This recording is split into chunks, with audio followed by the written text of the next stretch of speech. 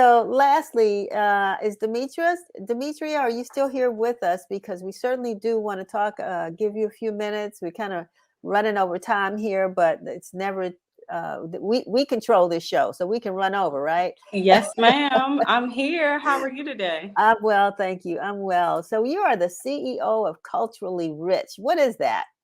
Culturally Rich is a travel-based nonprofit organization established primarily to expose our youth to customs and courtesies that differ from their own.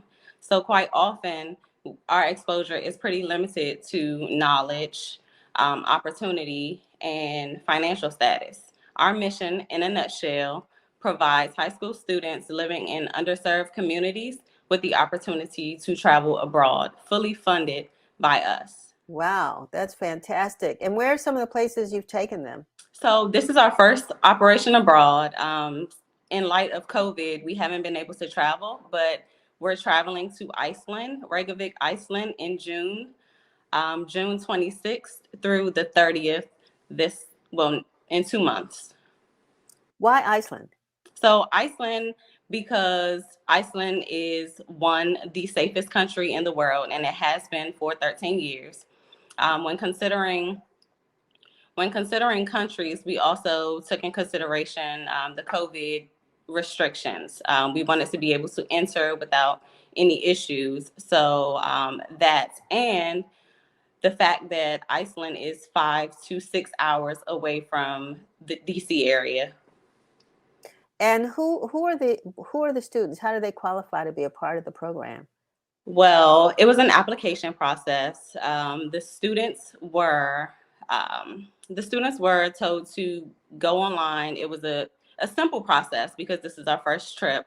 They had to, one, submit a video describing themselves and their interest. They filled out an online application, and they also had to provide some sort of financial proof, well, some sort of public assistance because we take those who are in underserved communities. So public assistance proof is necessary. Wonderful. And I mean, so how do you coordinate it? Do you have chaperones that go with you? And also, where do you get Yes. your funding from? Oh my goodness. Two questions, and I'll tackle them at once. As far as chaperones, yes, we definitely have one chaperone per person. It's vital. So the chaperones had to, one, be able to financially provide for themselves. So financially sound. I had to personally know them. Most of our chaperones are either teachers or they are some sort of federal employee, which allowed us to mitigate the extensive background check. As far as funding, whew, funding is tough sometimes, but we have our definitions: sweatshirts and hoodies. We define culturally rich as having the ability to appreciate customs and courtesies that differ from your own. Therefore, these are a huge fundraising opportunity. We sell these for $55 on our website, and we also accept donations. So if you're interested or willing to support in any way, please do so. Our website is culturallyrich.net. So let me ask you, how did you decide to get into? I mean, did you travel? Was it something you grew up experiencing?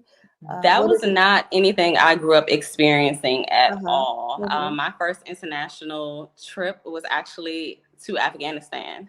And that was my introduction to international travel. And I thought that that was a shocker. And I decided that if I could help it, I would allow children or assist children to be introduced to travel differently than I had. And when you said that your trip to Afghanistan was, what did you call it? Shocking? How It so? was. Why so? Well, it was a culture shock. So I grew up in an underprivileged neighborhood, or um, I had a single parent for a while until my stepdad came, and we didn't have much. Therefore, we didn't get exposure. So I went to two HBCUs, and for the most part, I was only exposed to people who looked like me.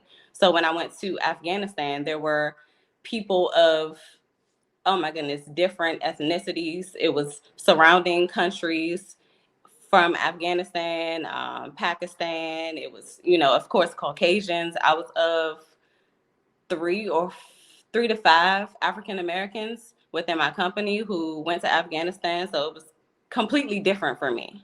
How did it change you? What was the impact? Significant. I came back with a broader understanding of life, honestly, and more so a broader understanding of who I was and who I can be. Like, we as Americans don't understand the fact that we're so privileged. And with me being able to understand that by going elsewhere, it just made me appreciate life here more. And it made me travel so much. From there, I went to Venice, I went to Senegal. I just been everywhere since then. That's So it was fantastic. amazing. Yeah. So the world is your onion. You've just been peeling Definitely. back the layers and going different places and having those experiences. And when these young people come back, what is the follow up with them? Are they expected to write something, do reports? What's going to happen when they come back? Definitely a conversation. I did have an idea of them maybe submitting a report or any type of conversation, honestly. I don't want to make them feel forced to do anything, but I do want to get some feedback and get some understanding of their appreciation for the trip. Right. And Right. see how we can go forth with the next group of women or men. Wonderful. Well, I wish you all a very safe trip. I hope that Thank they will enjoy you. it. How many of you all are going this time? It's five. It's Okay. five students and five chaperones. Okay. So Wonderful. 10 Wonderful. total. Yeah. Well, when you get back, we want to see some pictures. Maybe we Okay. can talk to a couple of them and find out, what their experience was like, and see how much they enjoyed the trip. So Okay. Thank you so much for this opportunity. I appreciate you. surely, Demetria, just thank you for trying to open up the world to some young people. Of We need more course. of that. All righty. Have a great day. You as well. Bye-bye. Okay. All righty. Where did you come to get